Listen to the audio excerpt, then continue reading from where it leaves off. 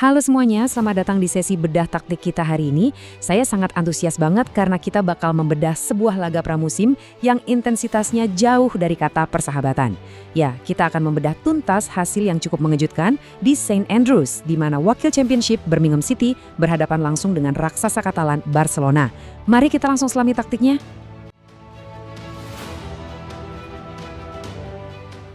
Pertanyaan terbesarnya adalah, gimana ceritanya sebuah tim dari kasta kedua Inggris bisa secara fisik membongkar dan bikin repot skuad asuhan Hansi Flick?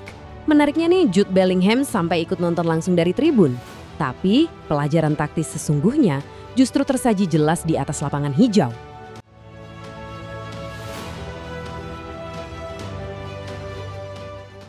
Oke, kita masuk ke bagian pertama. Kejutan di St. Andrews.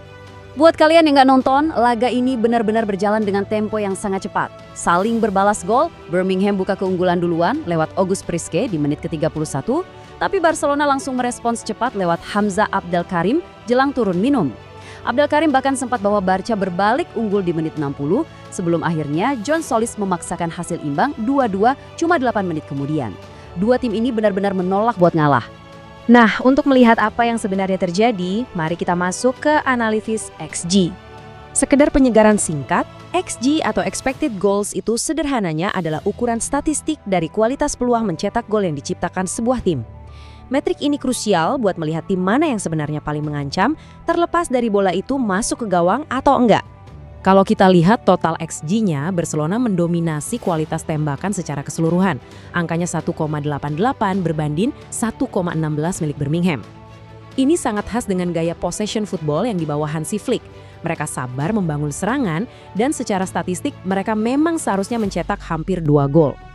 Tapi tunggu dulu, ini dia bagian taktik yang bikin saya tertarik. Meski XG totalnya lebih rendah, Birmingham nyatanya menciptakan lebih banyak peluang emas yang benar-benar bersih atau yang biasa kita sebut big chances, 3/2. Jadi serangan Birmingham itu jauh lebih direct dan langsung menusuk jantung pertahanan. Ini membuktikan kalau kalian nggak selalu butuh penguasaan bola dominan buat menciptakan ancaman mematikan.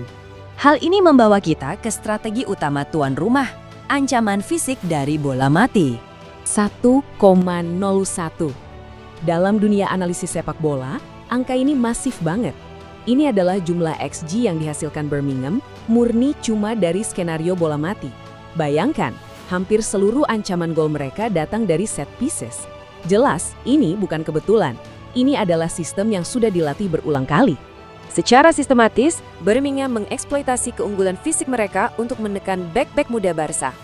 Kita bisa lihat Phil Neumann yang jadi ancaman nyata di udara, lalu Christophe Clarer yang hampir selalu memenangkan duel bola pertama, dan puncaknya, August Priske yang melompat jauh di atas Geoffrey Torrens untuk mencetak gol pembuka. Benar-benar sebuah masterclass dalam memaksimalkan set pieces. Meski begitu, Barca punya jawaban sendiri. Mari kita bahas sinar terang Hamza Abdelkarim. Umurnya baru 18 tahun loh, Hamza Abdelkarim. Setelah sebelumnya sempat bermain untuk Mesir di Piala Dunia, pemain muda ini langsung mengambil panggung utama pada debutnya bersama tim senior Barcelona. Dan performanya sama sekali nggak mengecewakan. Dia sangat klinis di depan gawang. Gol pertamanya datang dari penalti yang dia menangkan sendiri setelah dilanggar oleh Clarer. Lalu gol keduanya, wow, insting strikernya jalan banget saat dia bereaksi paling cepat menyambar bola muntah hasil tepisan dari tendangan Bardghji. 2 kali tembakan, 2 gol, konversi 100%. Dia praktis jadi nyawa Barcelona di laga ini. Dan sebagai analis, ada satu hal yang bikin saya paling terkesan. Bukan cuma golnya, tapi daya juangnya. Abdelkarim memenangkan 7 dari 15 duel. Memimpin timnya dalam hal memenangkan duel fisik ngelawan bek-bek tegap khas championship, itu membuktikan mentalitasnya. Dia sama sekali nggak terintimidasi. Sekarang, mari kita bahas klimaks dari laga ini. Drama penalti Beadle. Menjelang peluit panjang, lapangan benar-benar kacau. Tendangan voli Alex Cochrane hampir aja jadi gol kemenangan buat Birmingham kalau nggak ngebentur mistar gawang dengan keras. Terus di sisi sebaliknya, kiper James Beadle melakukan penyelamatan ganda krusial di masa injury time untuk menggagalkan peluang Ronnie Bardghji dan Alex Gonzalez. Ketegangan ini akhirnya berujung ke adu penalti. Dan di babak tos-tosan inilah James Beadle bertransformasi jadi pahlawan mutlak. Refleksnya luar biasa, menggagalkan tendangan penalti dari Bardghji dan kemudian menepis tendangan penentu dari Brian Farinas. Birmingham mengunci kemenangan 3-2 murni berkat ketangguhan mental kiper mereka di bawah Mistar.